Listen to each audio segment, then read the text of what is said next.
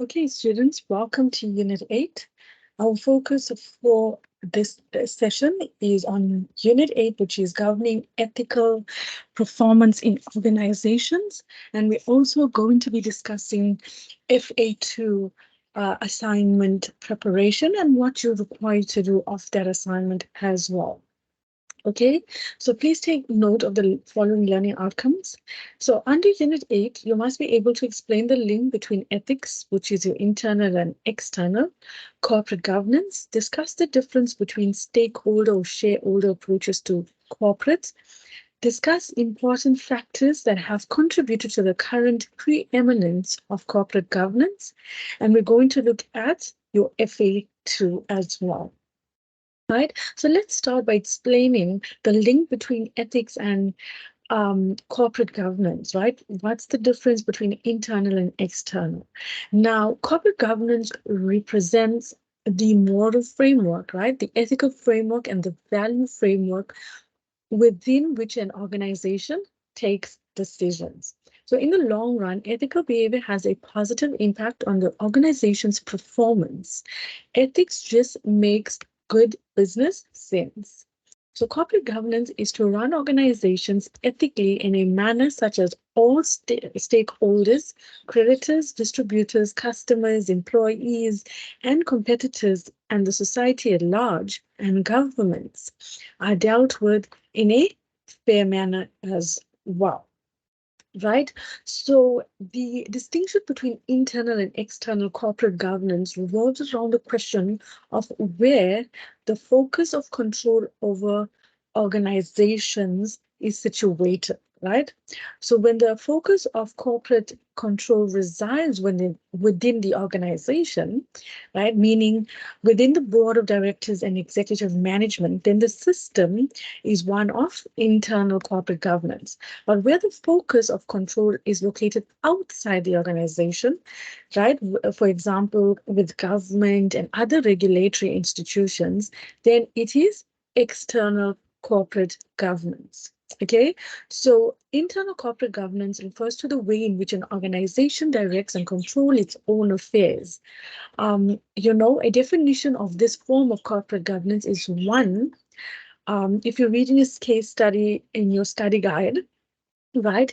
There's a report there on Cadbury on corporate governance in the UK, right? It gives you definition of what internal corporate governance is, like where the decision lies within the board of directors and executive management in the organization. So the organization has control and direction of the company. And so that explains it quite nicely as well. Okay, so let's move on to the next slide. Here you have to discuss the difference between shareholder and stakeholder approaches to corporate governance as well. So these two approaches, right, to corporate government, it focuses on the question of for whose benefit should organizations be governed. When corporate governance is focused on the interest of shareholders, then only the internal or external corporate governance is characterized as shareholder oriented. The exclusive focus on the interest of shareholders has resulted in this approach being referred to as the exclusive approach to corporate governance. Okay, so with shareholders, emphasis is on the focus of their interest. And when they describe corporate governance as the ways in which suppliers of finance to organizations assure themselves of getting a return on their investments.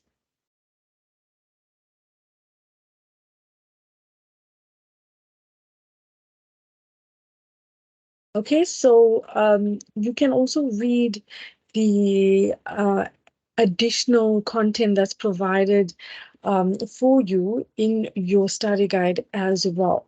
Okay, let's move on to the next one. Okay, so you must be able to discuss the important factors that have contributed to the current preeminence of corporate governance. Okay, so firstly, we focus on trust in organizations. Now, when we speak on trust, right, there's a clear correlation between trust in organizations, or you could say rather the lack of trust, and corporate governance reform. Now, in fact, the current emphasis on corporate governance is often seen as a direct response by business or government to counter the devastating effects that a series of well-publicized business scandals have had on the image of organizations in general. Okay, so corporate governance reform often allows for the following, right, or follows in a wake of major scandal that shatters society's trust in a business.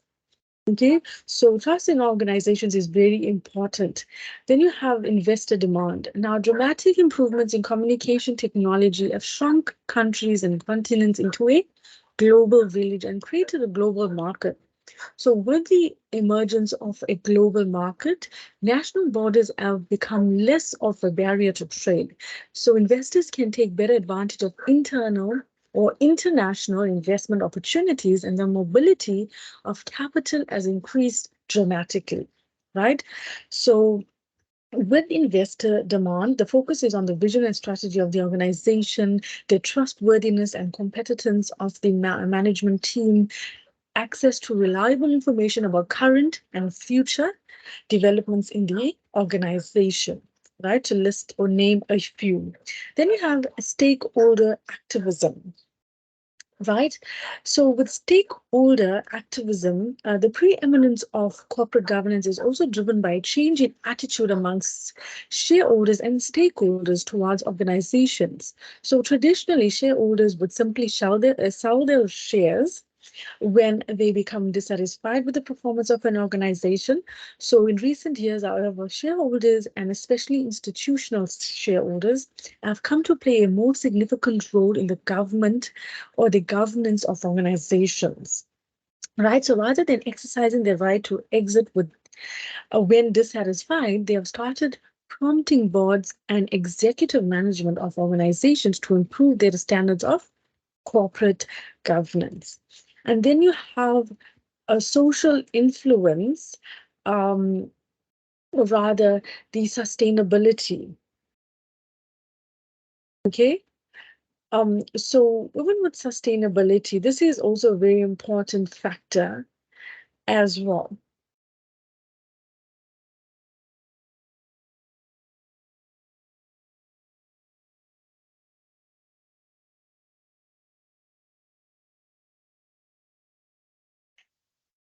Okay, so however, this is not the preferred option for organizations. They would rather opt for self-regulations to avoid government intervention in their affairs.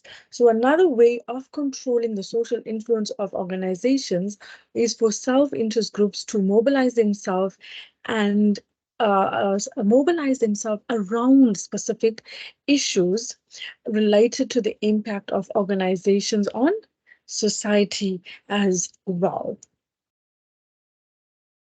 Okay, so that deals with the social influence, right? That goes hand in hand with, like I said, sustainability. And we know sustainability focuses on the long-term impact, right? So it is contributed to the importance of corporate governance and is the challenge, for many organizations. So one can distinguish between two categories of sustainability, namely global sustainability and enterprise sustainability. But remember that both types have played a part in the rise in necessity of corporate governance as well. Okay, and lastly, we move on to explaining or discussing FA2. Now, even with your FA2, please note it's due on the 17th of October, right?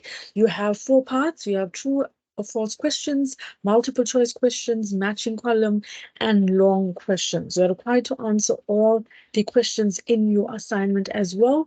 So where they have true or false, you just state the alphabet, whether it's A or B, right? You don't have to write the entire word out. With multiple choice, you just choose the alphabet, the correct alphabet to the statement as well. Okay, even with a matching column, for example, if it's question 11, you state whether it's A, B, C, or D. 12, whether it's A, B, C, or D, you just choose the alphabet. With your short questions, make sure you answer the question and what the question is asking you for. Your question 16, as you know, comprises of a short question. It's out of 4 marks, and make sure you write for 4 marks. Question 17 is out of 12 marks. You list and explain the factors that contribute to the current preeminence of corporate governance. Right? You have the factors, description. So please go over your assignment guide. It provides guidelines. You also have a question for 9 marks, which is question 18. Leadership commitment to ethics is described in terms of the 9 dimensions of obligation to organizational ethics. List all 9. Okay, list all 9. That's for 9 marks. So please follow the mark allocation. Remember, it's from Unit 5 to Unit 8. So you need to go over those units 5, 6, 7, and 8. Make sure you answer what the question is asking you for, and you complete your assignment on ICANN as well. Right? If you have any questions, please send me an ICANN message as well. So all the best with your FA2. And if, like I said, if you have any questions, you're more than welcome to contact me via ICANN or email as well.